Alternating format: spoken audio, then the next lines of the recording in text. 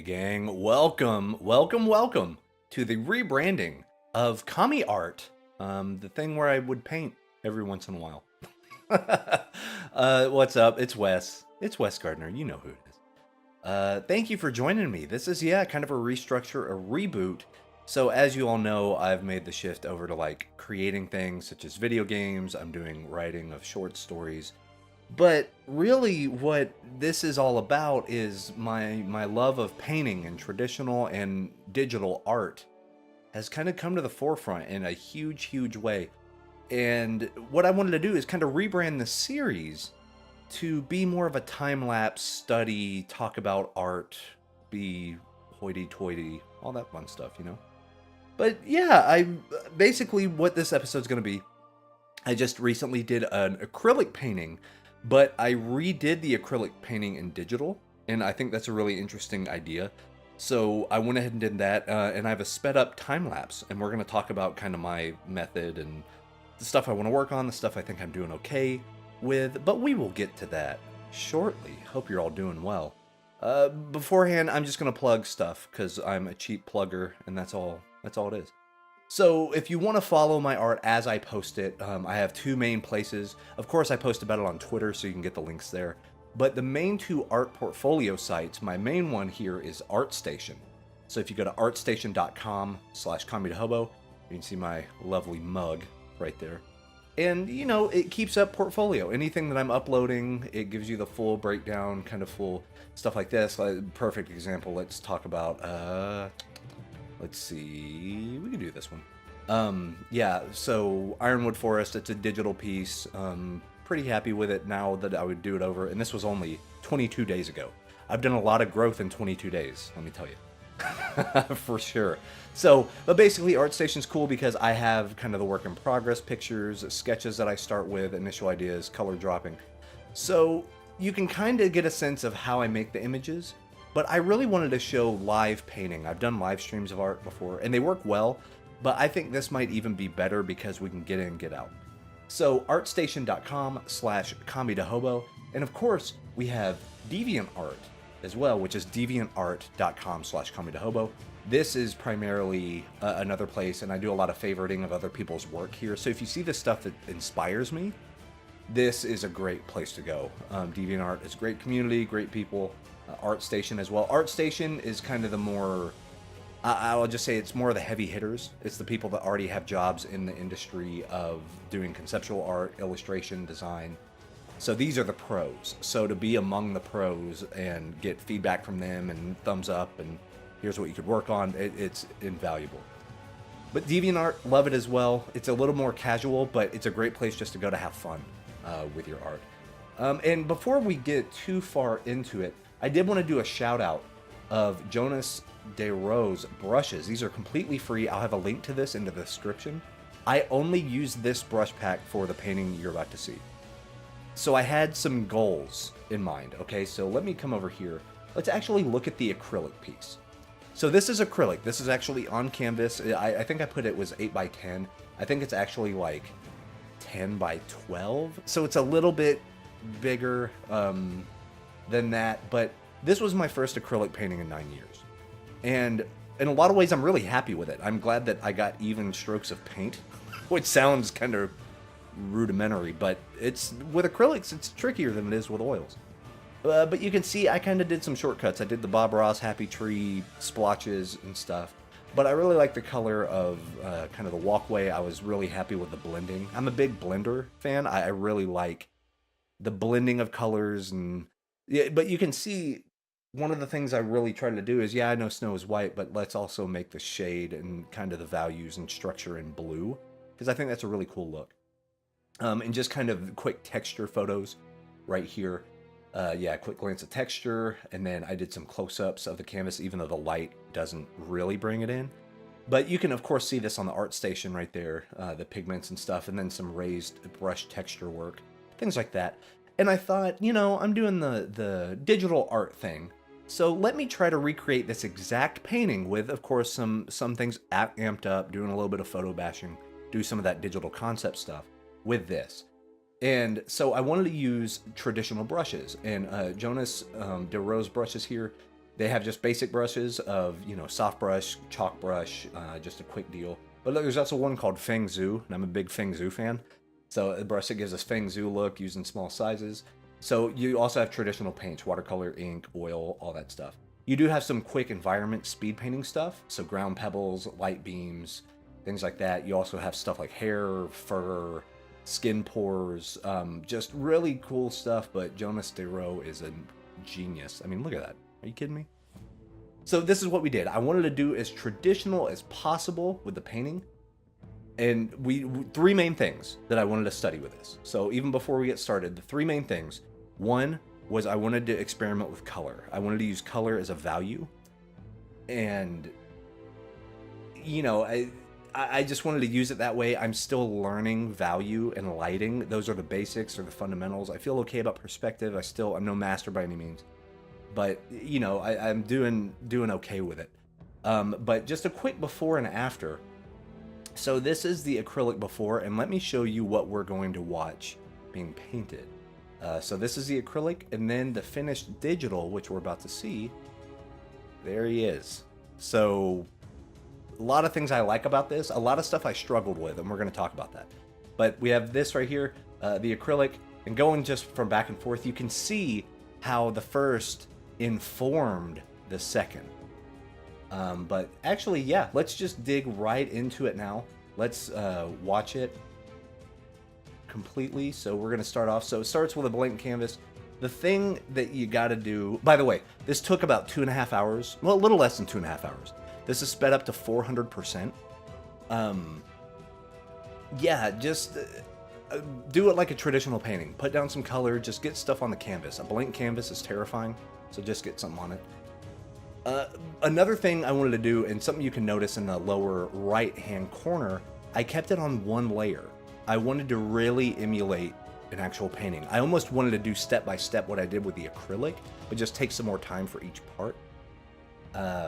And you'll see, right now, it kind of doesn't look like anything. I mean, whenever we put the path in, you can sort of read that, that's a path going to something, a big, giant, like, pink marshmallow or something. I don't know. There's a few things that I can even mention now that here are things that I want to improve on. Object and light, of course, and like value, shade, hue.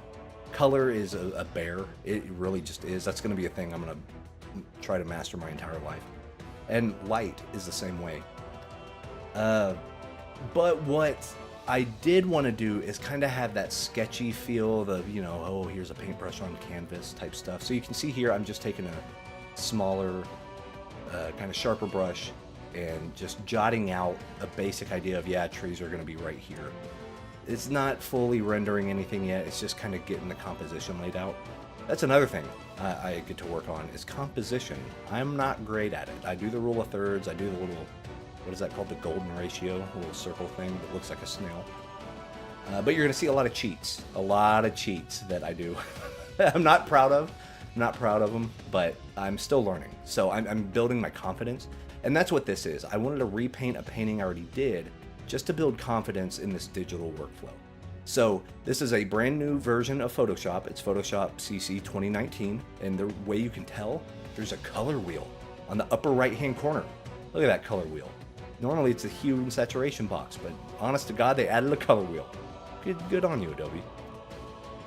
So you're gonna see here, now that I use a chalk brush, I used it to just block in trees, and I didn't like my background, so I just decided to kind of repaint over it. That's the nice thing about digital.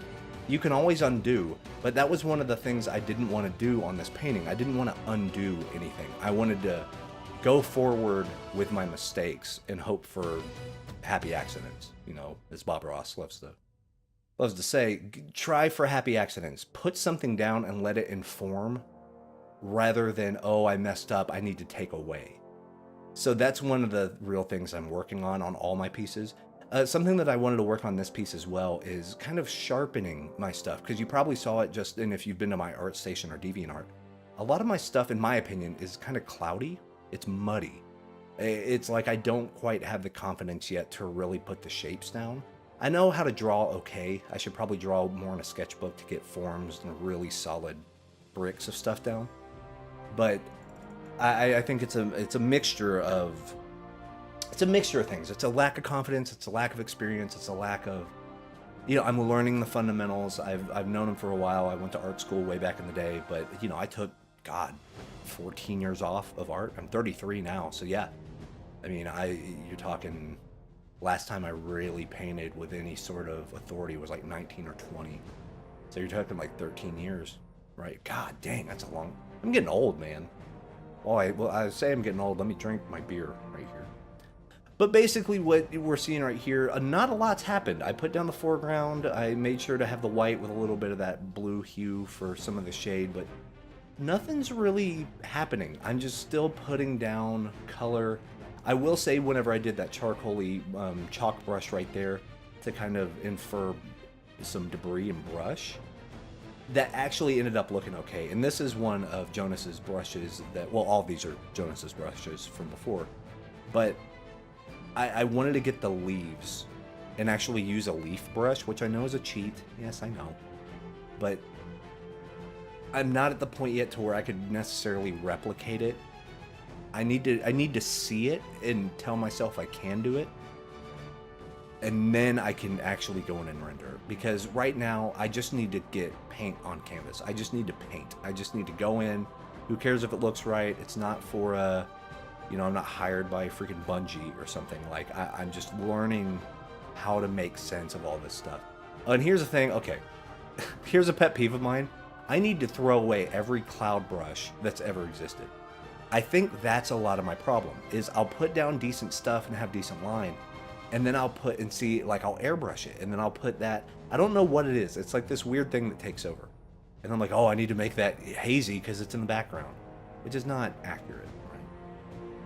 So now you can see I'm blocking in the actual tree silhouettes with a darker brush, a bigger brush. Another thing that I need to work on is variance of size.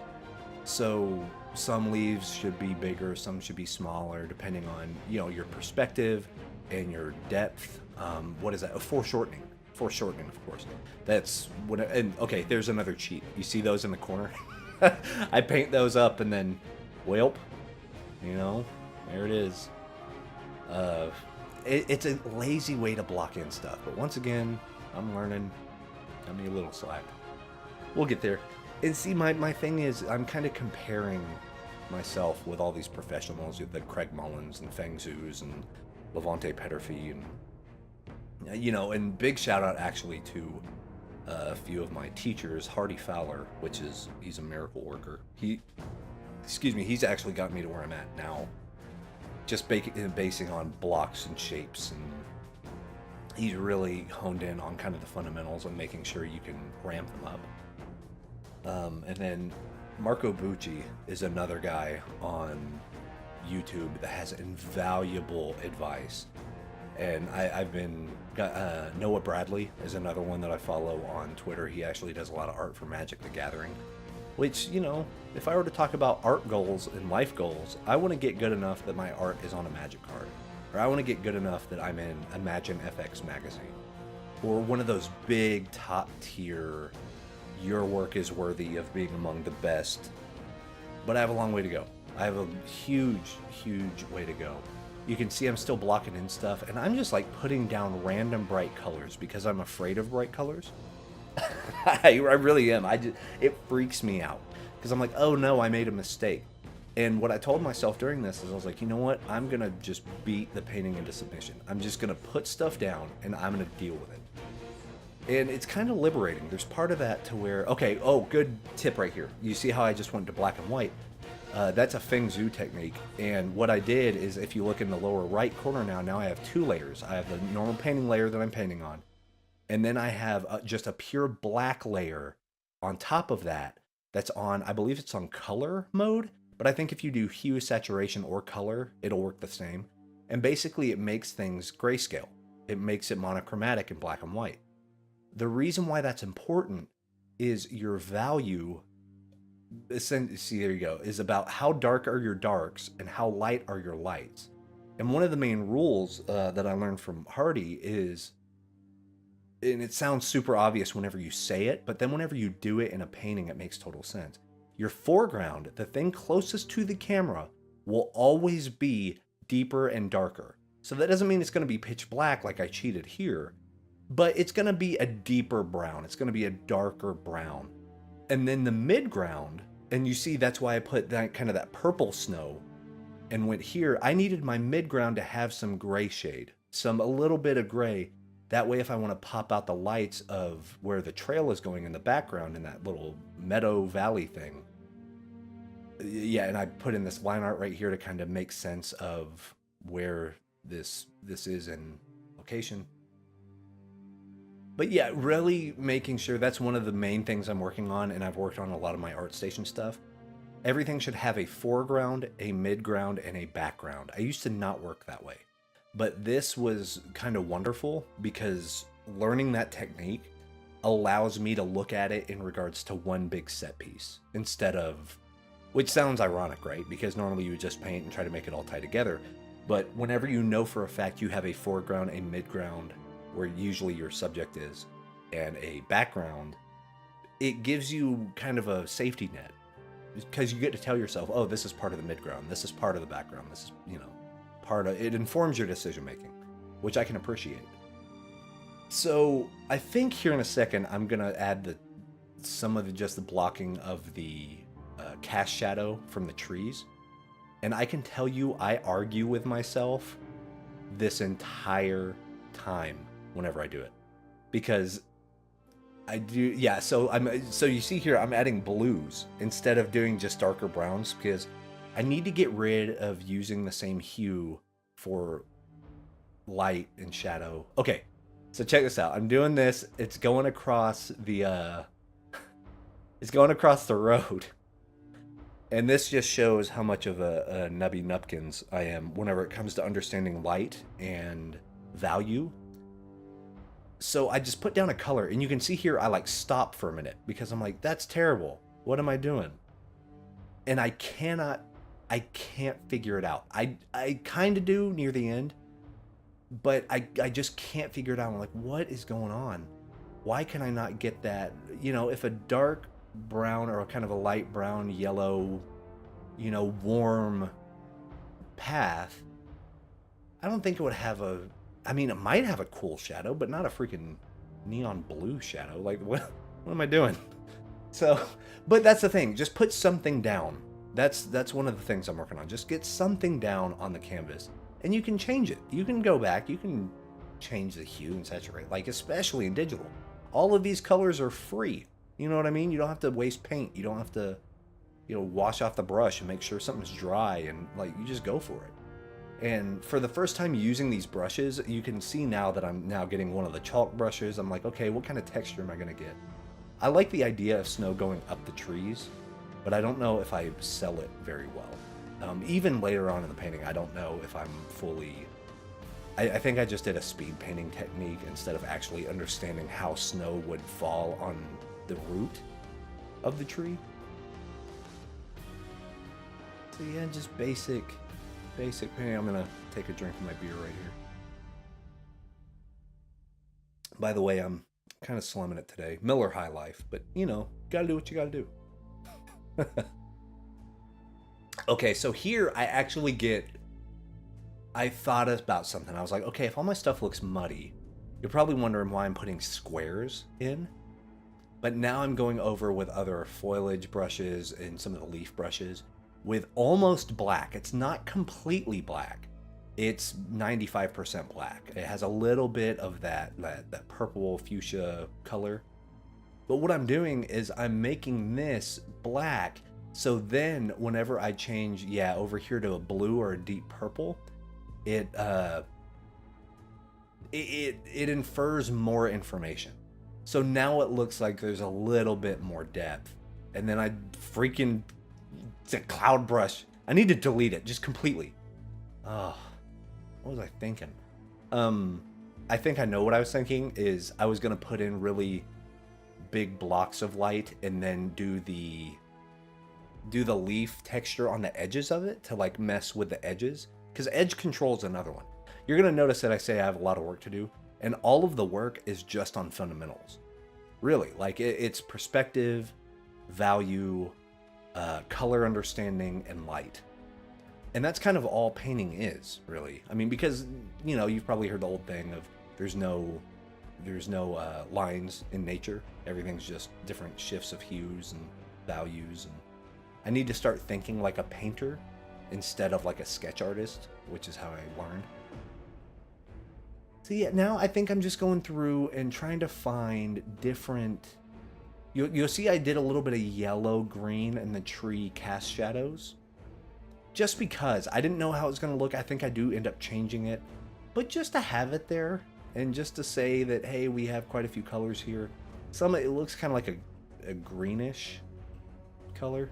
So I think here we're about halfway through. Like I said, I don't know if I finished the thought before, but this painting took about 2.5 hours. So it's sped up 400%, which means that this speed paint part is about 30 minutes. So we're almost getting to about the halfway point on there. And one of the main lessons I learned from this, but I've learned from really all of my works over the past few months, is my biggest problem was I didn't have the patience to follow through. So I would give up on a painting like 60% of the way through and be like, oh, it's never going to look good. Well, of course it's not going to look good if I don't finish it. You know, you just got to get past these points. Because like right here, hell, even last year, if I were to paint this, I would have considered this done and went to go do something else. Well, yeah, it's those trees and there's a shadow and yeah, it's about fine. But what I really want to do, if I want to get to the level that I'm in Imagine FX magazine or on a Magic the Gathering card or, you know, kind of the dream scenarios as a freelancer, I have to learn how to finish. I have to learn how to get past the problem parts, look at it, even in the same sitting, not taking a break, and just ask myself, is this looking the way I want it to? And being honest with myself. It sounds easy. It's not easy because you have to be your own critic in the middle of the creation process. So there's probably a happy balance to that. Oh, and right here, you're going to notice that I add some really stark white to the top of the tree branches. The idea was the snow caught on those branches. You know what I mean? Like they caught on, made a nice little hat on each of the branches or something like that. The only thing is either I did it too much or not enough, because none of the other trees really have that motif. And something I'm learning is that digital painting is all about repetition, like repeat shapes, repeat themes. So here, in my opinion, my repeated theme are the trees. The trees all kind of have the same block, they have the same gesture, they have the same, but I'm not sure yet if that's a good thing. Am I painting the trees because I think they look good together, or am I painting the trees because I'm not confident enough to paint something else? I mean, like I said, you got to be honest with yourself. And you'll see here, now I just start throwing down colors. Oh, this is where I think, yeah, I found a dark purple, and I think I really got happy. Yes. Okay, so I got really excited here because I was like, oh my God, I found a thing that worked. Oh, that purple is perfect. It's a different hue, it's a different shade, but it makes this stuff really seem like it's in shadow. And then what I did is I got a kind of a saturated pastel sort of color and went back and did little dots of light. And what that's supposed to insinuate is, you know, whenever you see light come through trees and the leaves and everything, and now they have that cool little like high saturation shadow mixed with light whenever it like bounces off stuff.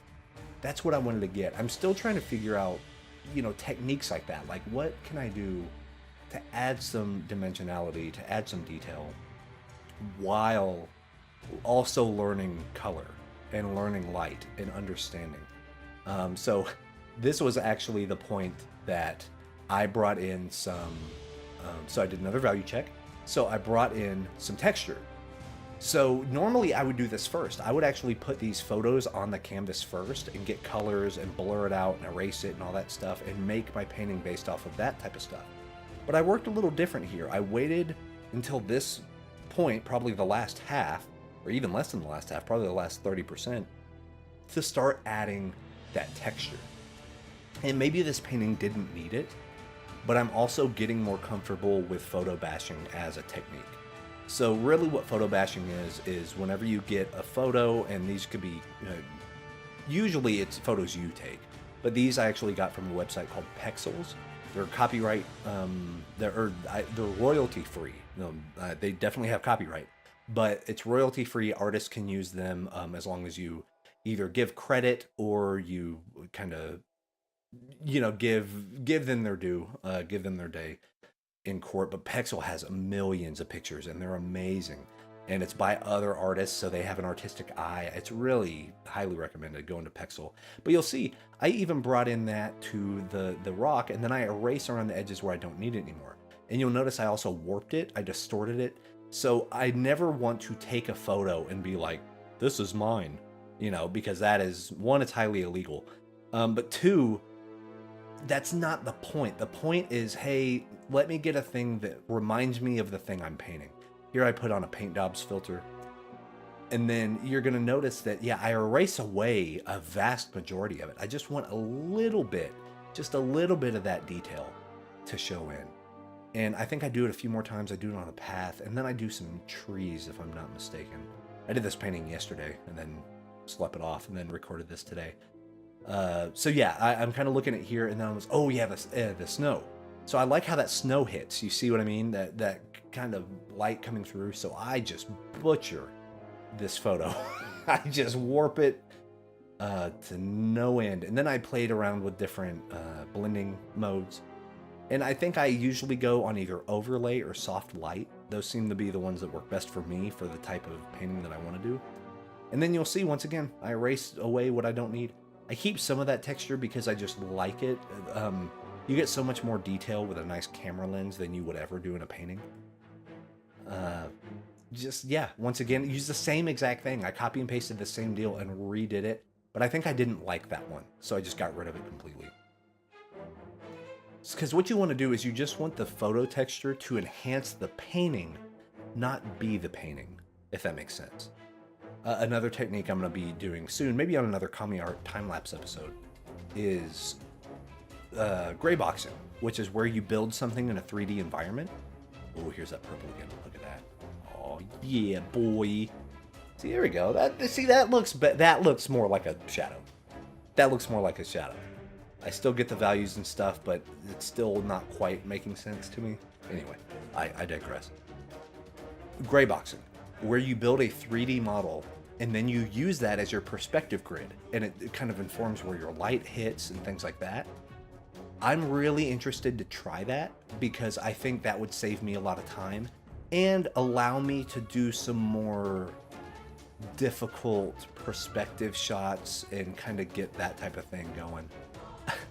So here's what I wanted. I like the texture of this path, and I wanted to put it in the foreground because, as things get further away from you, not only do they lose their saturation, but they lose fidelity, they lose clarity because they're farther away, and our eyes, my eyes are terrible, but your eyes just blur things.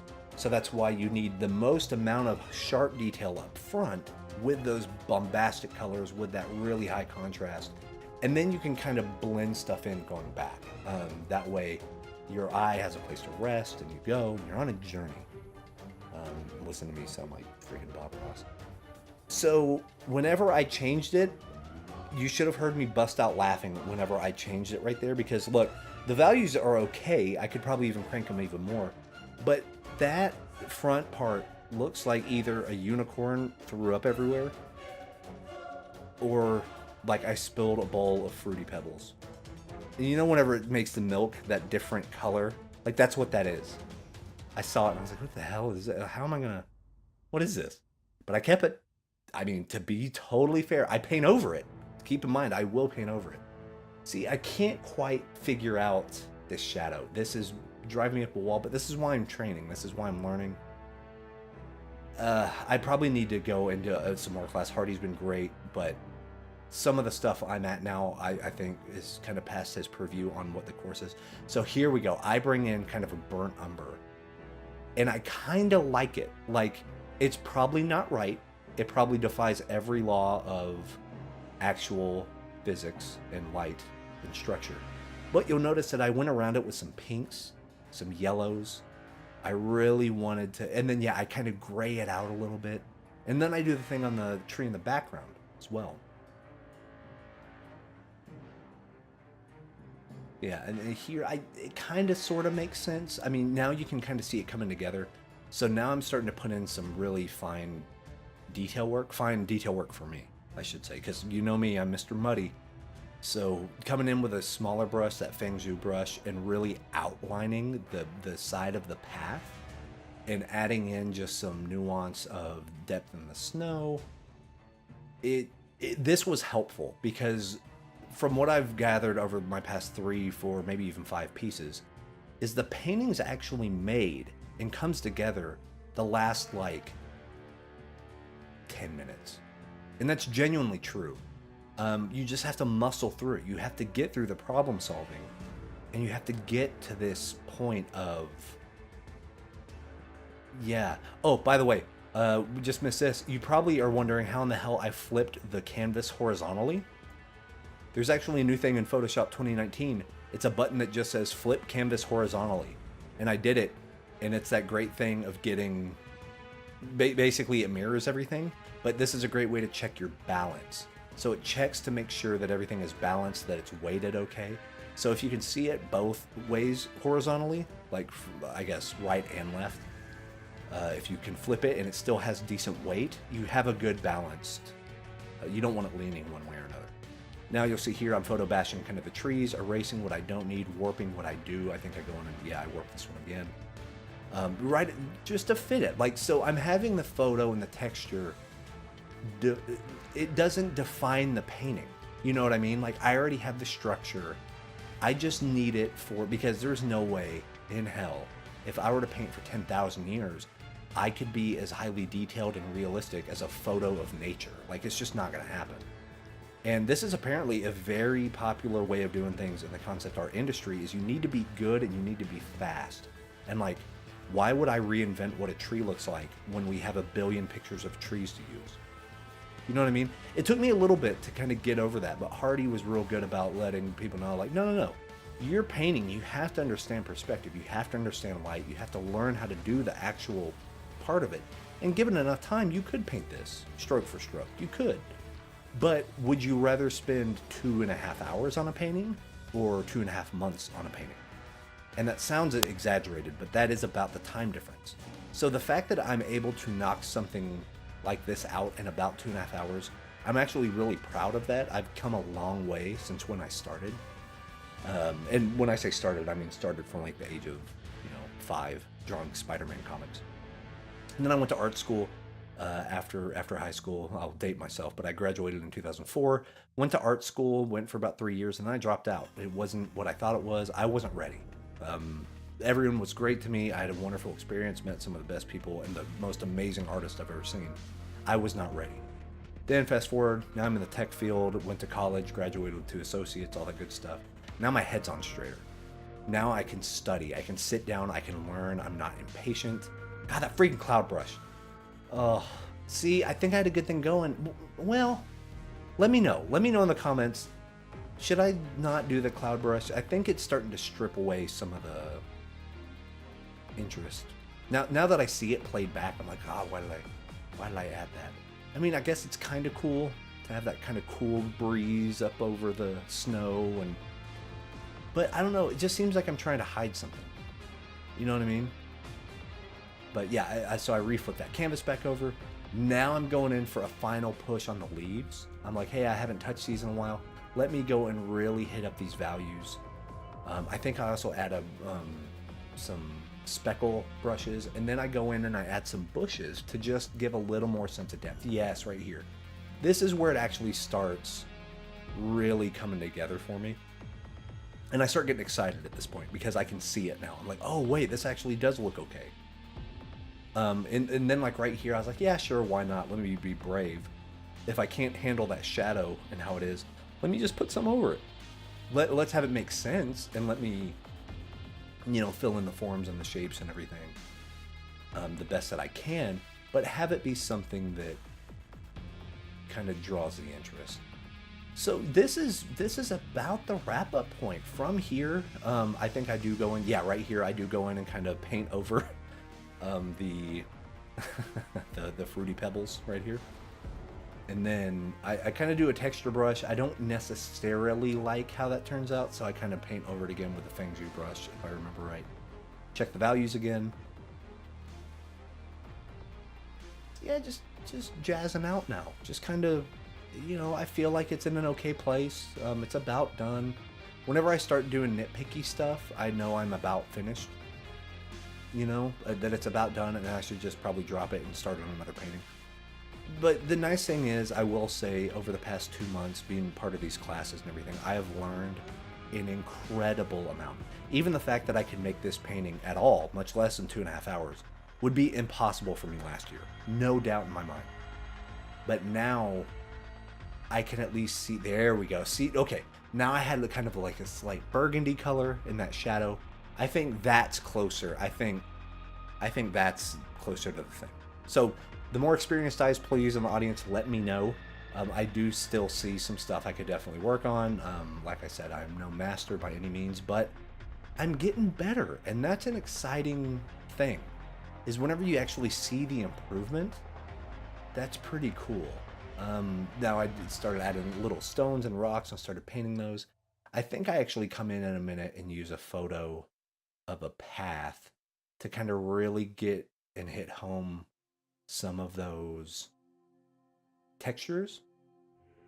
Once again, to kind of enunciate what we already have, not to replace it, but just kind of something else to fall back on to build the viewer's interest. And like I said, I'm not working for a game company. I'm not doing full-on production art. I just want to learn the style of concept art nowadays. And this is kind of the industry standard. Here we go. Yeah, so I add this in. I just like the fact, but you'll see I warp it. I kind of get it the size right, kind of warp it out, manipulate it. Then I do a soft light. Then I take care of the edges again, right here, kind of sharpen those up to make those really smooth. And then you can see I kind of go through one kind of pass. I'm like, what do I need? What do I need? Do I need something? I'm checking my values. At this point, I think I'm done. I think I'm just like looking at stuff. I'm kind of tinkering here and there. Let me add some more brown there. Let me do another watery brush. I don't know when to leave it alone. I think that's another thing that I need to get from experience. So I blotch in some more kind of the beige, green, a few more of the reds, kind of get more of that texture on top of the photo bash texture. I get the yellow, or I get the orange, because I did notice that my acrylic painting, the road was more of the orangey color, and I really like that, so I wanted to bring that back in. But then I messed up my freaking shadow on the path. Messed it up. Sad day, pour one out for that shadow path. So now I come in with a Fengju brush. I detail a little bit. I mean, it's there. Not a lot changes from this point. It's just a lot of nitpicky stuff. I just need to learn to let it go, or give it a rest, or what I do notice now, looking at it on kind of the big screen in time-lapse, I could really pop that path on our side, on the viewer side of the shadow.